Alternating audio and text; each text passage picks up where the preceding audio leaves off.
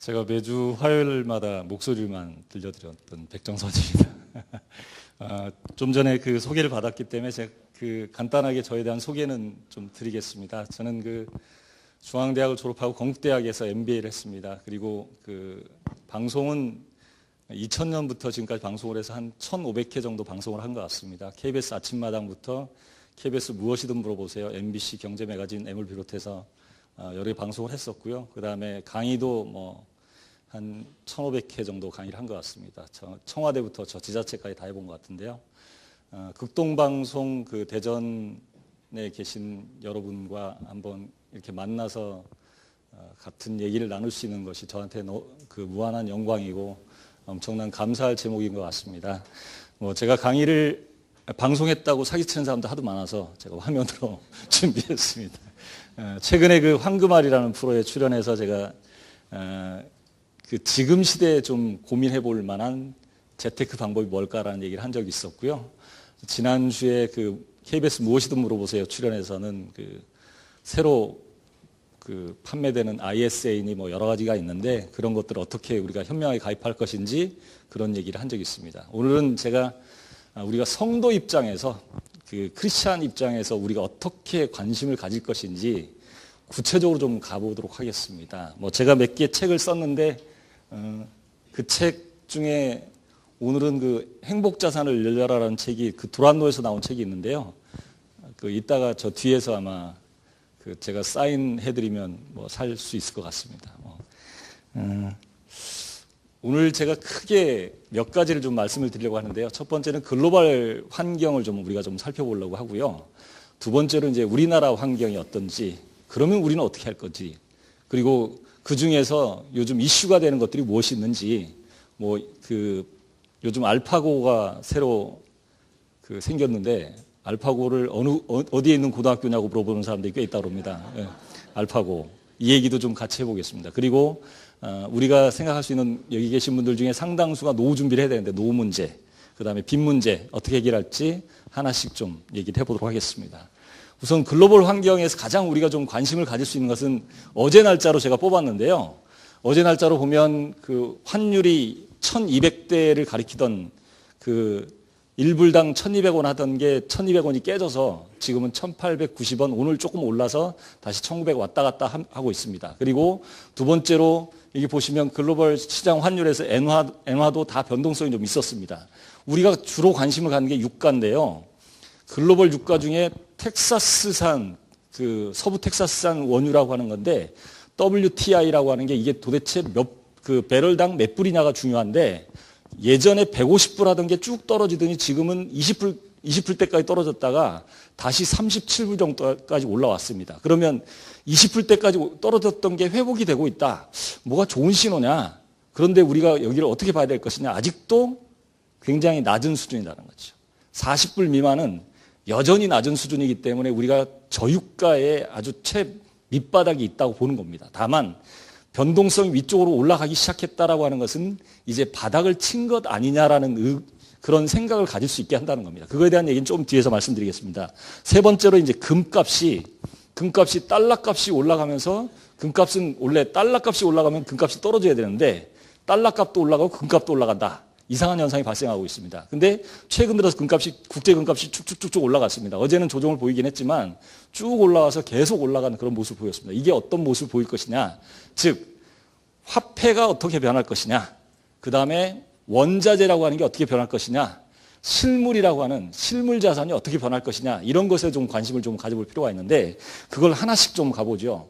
첫 번째, 1187 이게 미국과 우리나라 주가를 보면요. 미국에서 이제 일단 달러가 1187원까지 떨어졌다. 1200원 하던 게 1270원, 1300원 가까이 갔던 게 1287원까지 떨어졌다. 최근 추세를 보면 1241원까지 갔던 게 쭉 내려가고 있다. 그러면 달러는 원래 달러를 계속 찍어대면, 미국이 달러를 찍어대면 당연히 달러 값이 떨어져야 됩니다. 근데 달러가 올라갑니다. 무슨 이유일까요? 가장 첫 번째 생각할 수 있는 것은 미국의 경기가 그만큼 전 세계를 장악하고 있다는 얘기입니다.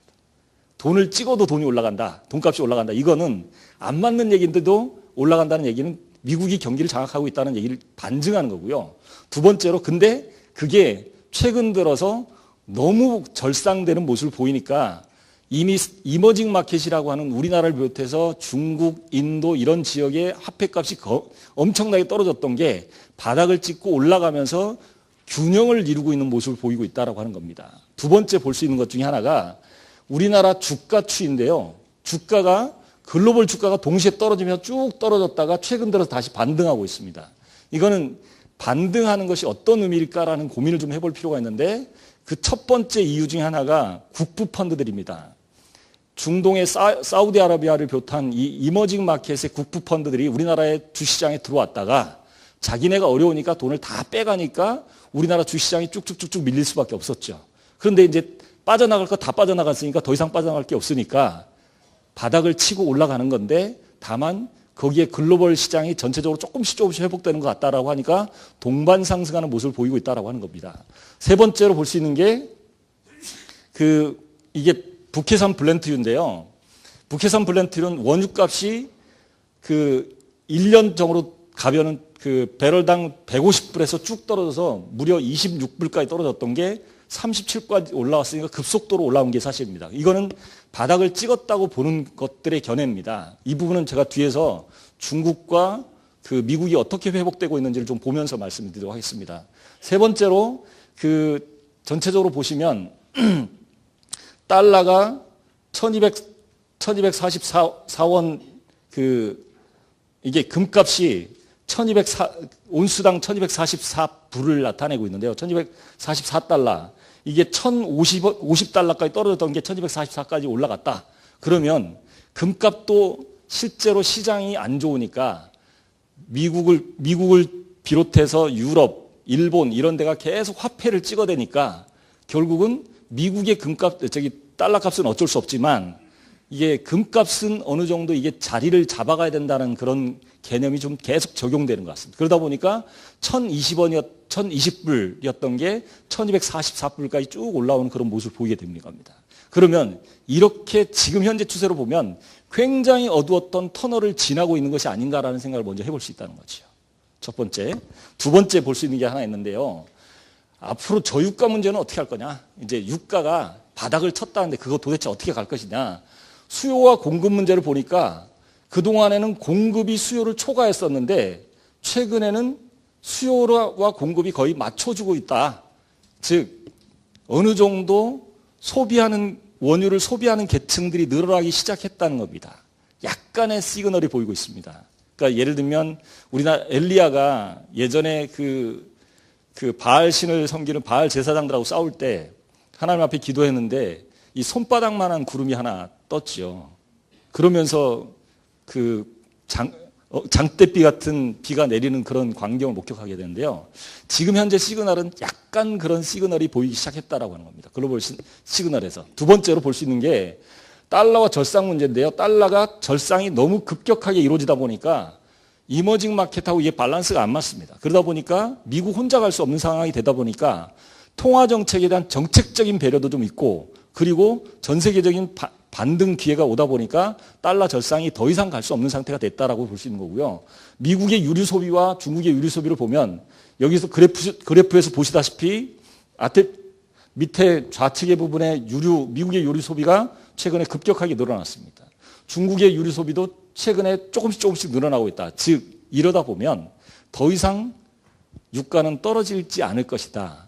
유가가 더 이상 떨어지지 않는다면 경제는 회복 기미로 살살 보이기 시작했다는 겁니다. 그런데 예전처럼 엄청나게 빠른 속도로 가지는 않겠지만 천천히 움직일 것으로 보여진다는 겁니다. 이런 걸로 보면 이제는 바닥을 좀 지나간 것 같다. 가장 어려울 때 새벽이 오기 바로 직전이 가장 어두운 것과 똑같은 개념이 지금 적용돼서 살짝 넘어가는 것 같다는 겁니다.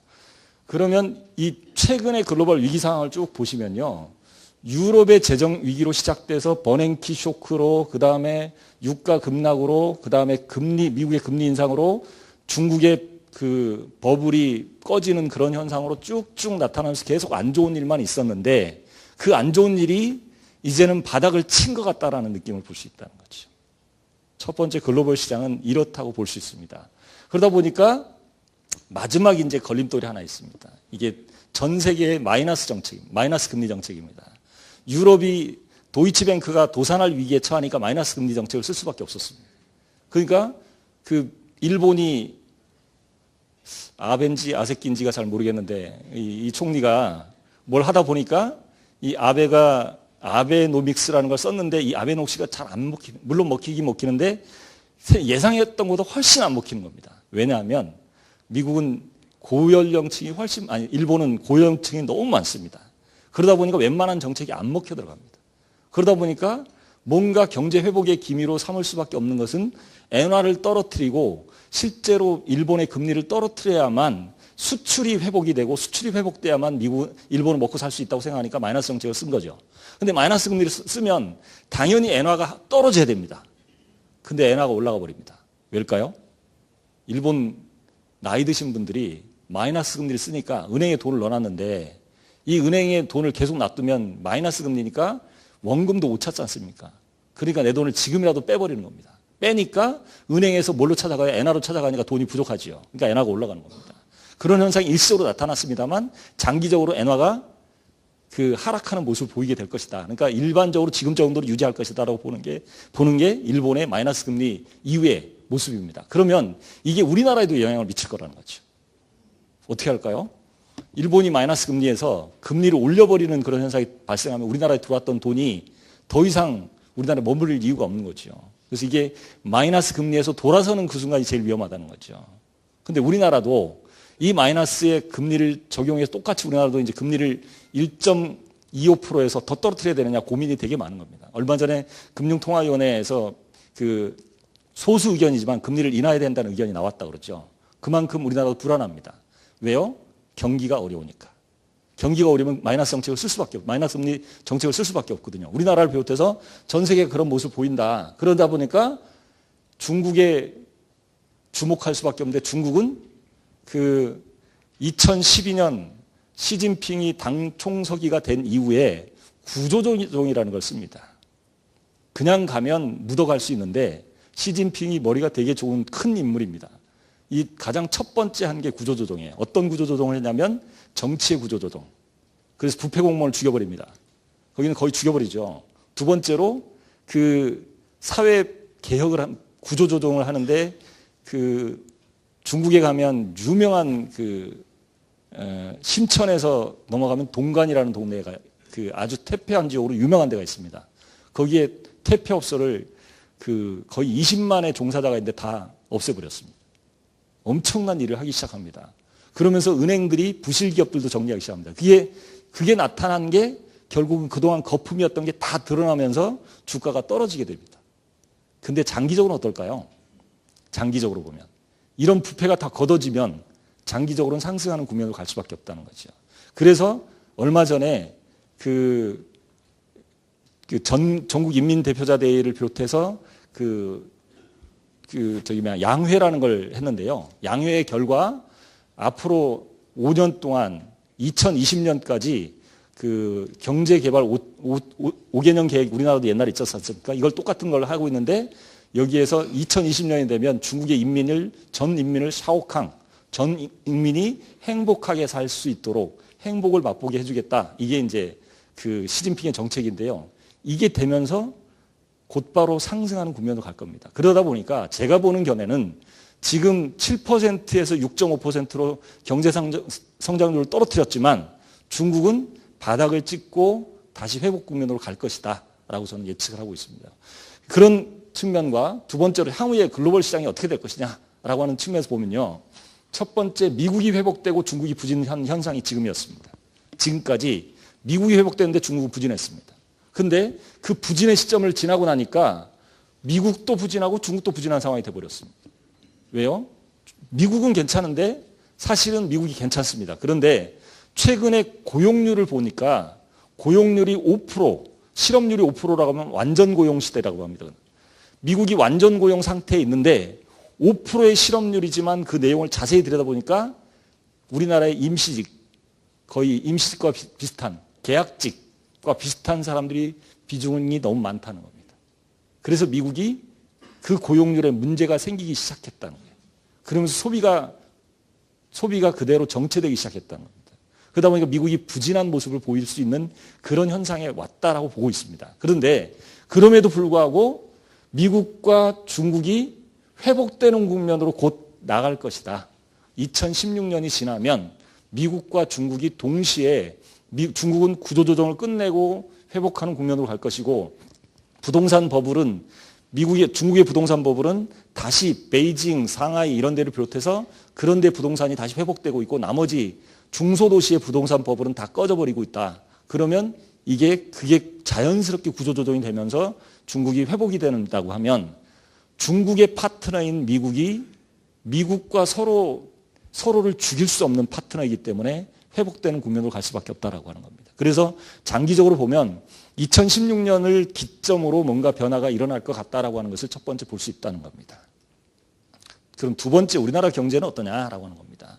우리나라 경제에서 가장 첫 번째는 경기가 침체돼서 너무 침체돼서 사업하시는 분들이 여기 계신 사업하시는 CEO분들도 회사만 가면 한숨이 나고 잠자리 들어놓아서 가만히 생각해 보면 내일 회사가 뭘 생각을 하면 갑자기 막 머리가 아파지는 그런 분들이 되게 많을 겁니다. 저도 요즘 핀테크 사업을 시작을 했는데요. 핀테크 사업이라는 게 이제 스마트폰으로 돈을 관리하는 시스템을 제가 만들고 있는데 이게 만들어질 때까지 무작정 한 달에 한 4천만 원 이상의 돈이 계속 들어가고 있습니다. 그러면 10달만 넘으면 4억이라는 돈이 날아가 버리는 거거든요.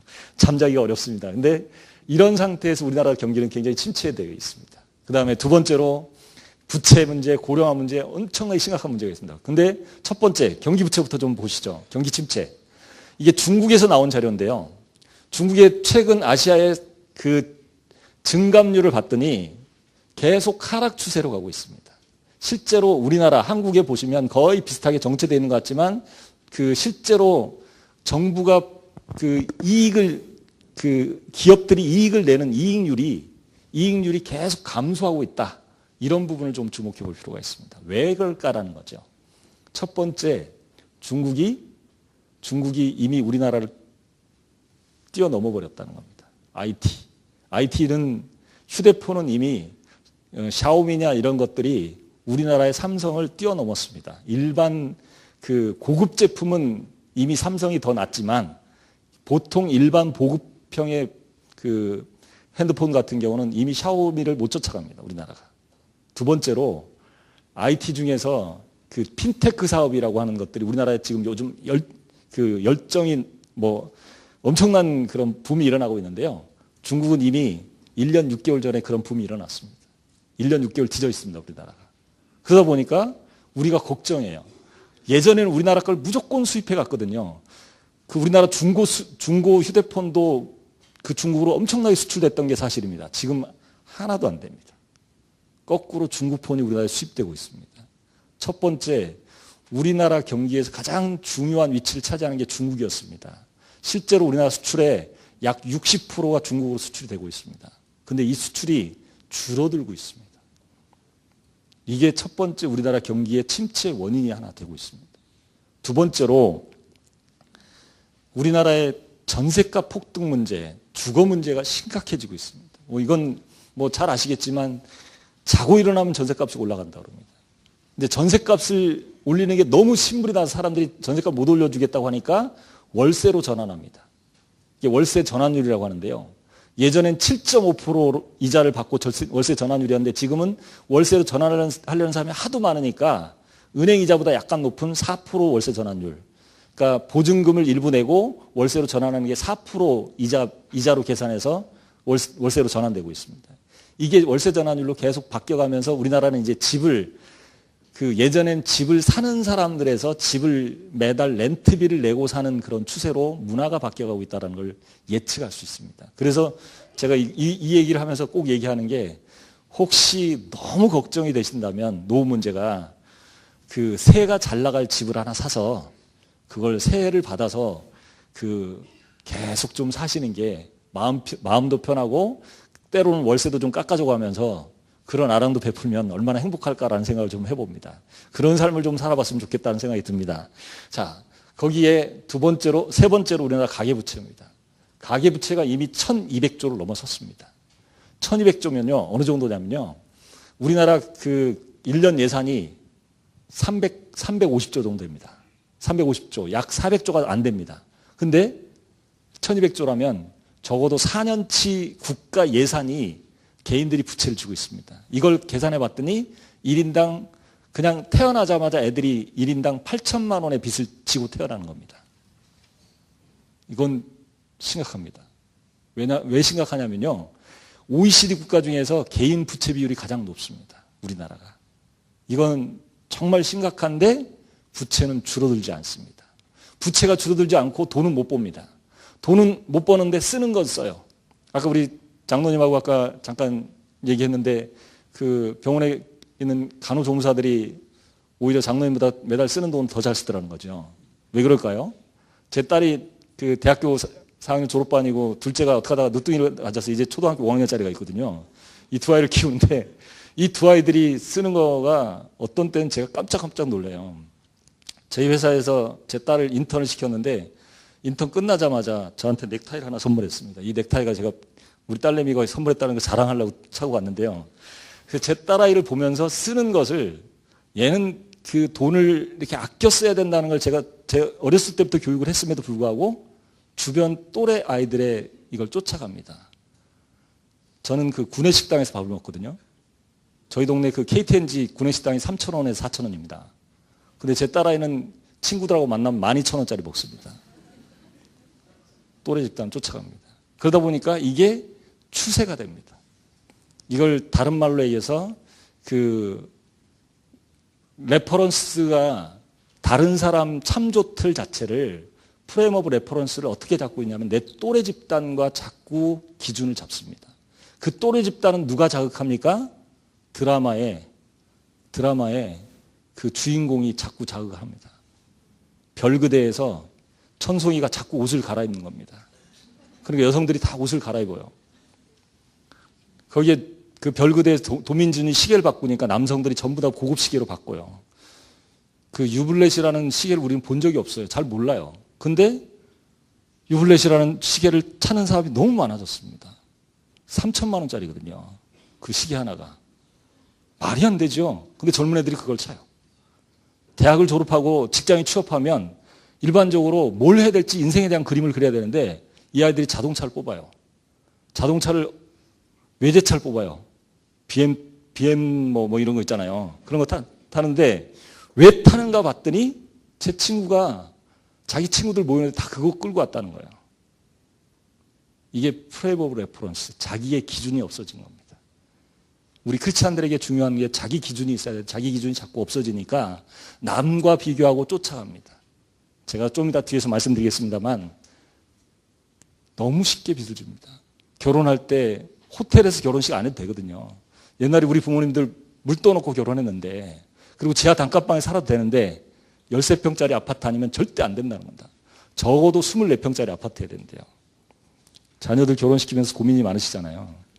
저는 제 딸아이한테 얘기했습니다. 저는 3천만 원 이상 절대 안 주겠다. 이제는 3천만 원 이상, 5천만 원까지는 양보할 수 있지만 더 이상 안 주겠다고 얘기했는데 중요한 기준을 정하십시오. 이 부분. 이 빚이 계속 늘어나다 보니까 우리가 너무 쉽게 빚을 지는 겁니다.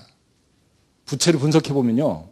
담보대출이 주로 많이 대출을 내는 사람들이 40세에서 50세 사이입니다. 최근에 부채가 늘어난 걸 봤더니 40세에서 58세가 가장 많은 빚을 냈어요. 왜요? 생활이 어려워서. 애들 학비 때문에, 집 때문에, 애들 결혼시키느라고. 이 네 가지로 요약됩니다.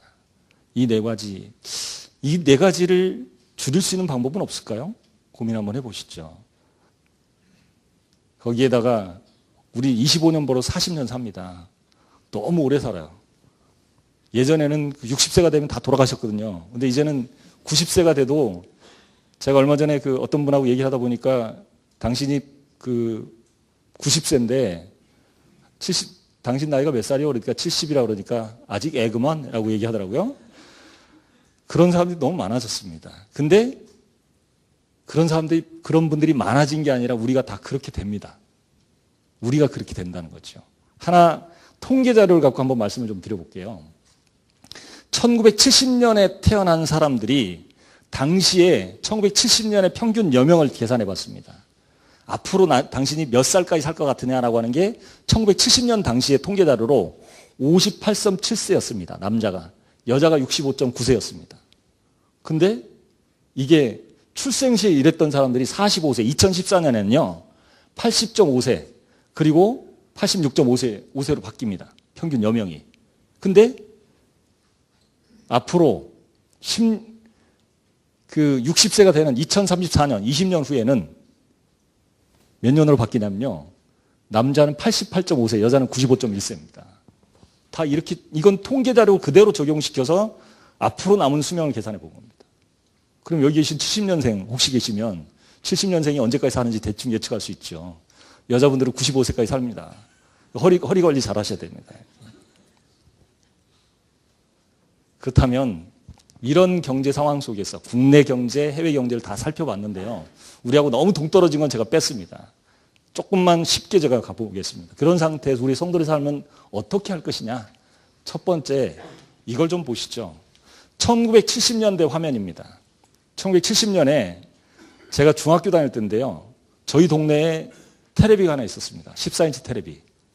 저희 집엔 테레비가 없어서 걔네 집에 테레비 보러 가면 14인치 테레비 보러 가면 이제 그 주름이 갖춰져 있어갖고 그 5시만 되면 주름을 쫙 열어줘야지 테레비 볼 수 있는 그때였습니다.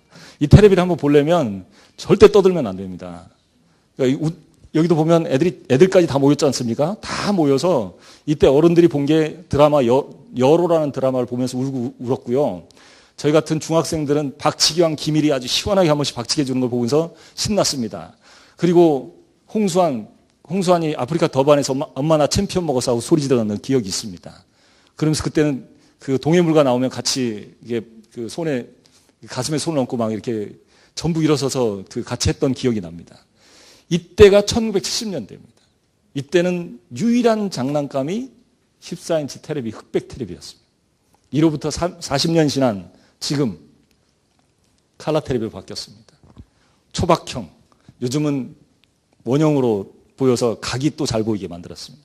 이 테레비를 보는 사람 딸랑 우리 집 식구 4사람밖에 없습니다. 근데 이 테레비를 보는 사람들이 다 멀티플레이어입니다.